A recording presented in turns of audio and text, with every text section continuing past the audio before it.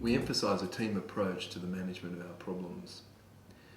The head of the team is of course the surgeon, and my job is to coordinate the remaining parts of the team. My job is also to assess your problem on an individual basis, to work out whether surgery is appropriate in the first place, and if it is, to conduct that surgery professionally. The surgeon should be experienced, ideally a subspecialist, which means that he or she only performs surgery in certain areas of the body, and should be ideally trained both locally and overseas. The anaesthetist is a very important part of the team as well. The anaesthetist's job is to assess your individual clinical and health status and to recommend the appropriate anaesthesia for the surgeon to perform the surgery. The anaesthetist will allay your anxieties and will also help manage your pain. You will meet the anaesthetist before the surgery. Your special needs will be discussed, and if you have special concerns, it is important that you convey them to the anaesthetist at that time. It is often useful, if you don't trust your memory, to bring a small list of the things that you take for medication and also the concerns that you may have. You must feel free to express the concerns that you have, as they will be taken seriously. Bring your medications with you on the day of surgery. You should take your usual medication on the day of surgery with a sip of water in the morning. The surgical assistant is carefully chosen by the surgeon. They're generally speaking chosen because of their experience and their ability to assist the surgeon. The surgeon does need an assistant for most surgical procedures. The assistant is either a doctor or a specially trained nurse. And we are very fortunate in this practice to have Helen Rowcliffe, who is a specifically trained registered nurse with vast experience in surgical technique. The assistant helps with the setup of the patient, helps with the interpretation of x-rays, and with the setup of equipment. They are an integral part of the team. You will receive a separate account from the assistant.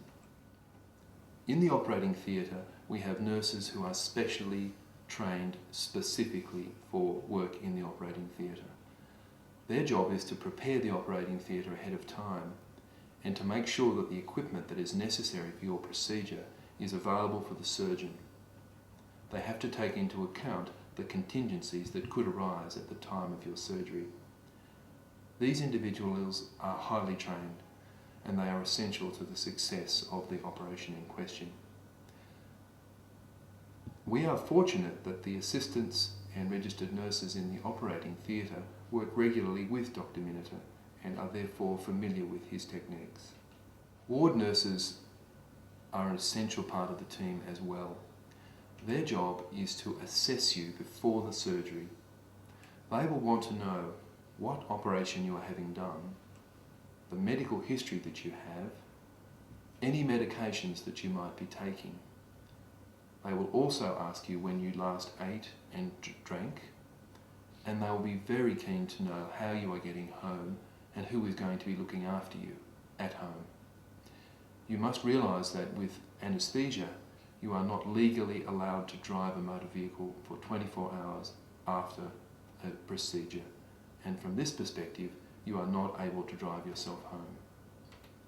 The nurses on the ward will also help you after the operation.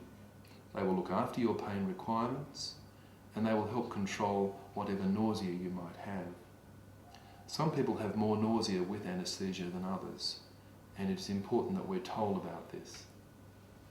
The nurses are not mind readers, and if you have pain or nausea or any other concerns for that matter, you need to convey this to the nurses in question.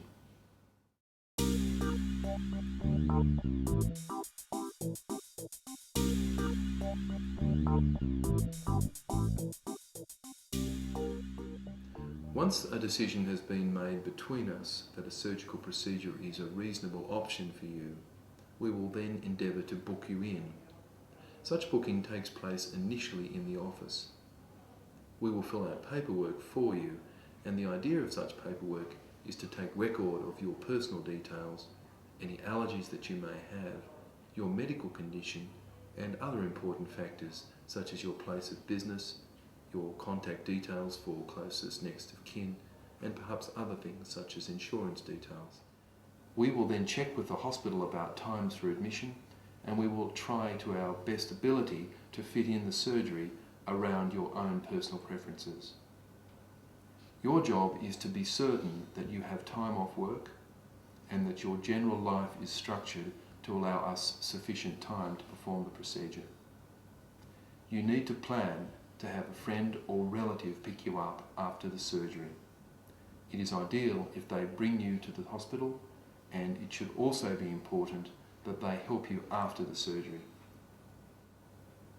As you are likely to be having an operation on either your knee or your foot and ankle, you are likely to need to learn how to use crutches. It makes sense to learn how to use these crutches well before you come into the hospital. This is particularly so in the case of older folk who might find it more difficult to use crutches and who have less upper limb strength, which makes them have more difficulty with the process of ambulation. Some people find crutches are simply not for them, and that is not to be regarded as a significant problem. There are many other ways around the process of mobilisation. I will also, generally speaking, ask you to see a physiotherapist before the surgery. Firstly, so that you understand the exercises that you will need to do after the surgery, and secondly, so that you are keyed in to the physiotherapy program and that you know how to use crutches. It is best that you bring crutches with you to the hospital. This means that you need to acquire those crutches either through a physiotherapist, a chemist, or a hospital outpatients department. They may only be needed for a very short period of time, but they're invaluable during that time. If you are finding crutches particularly difficult to use, don't be regarding this as a major issue. There are many alternatives.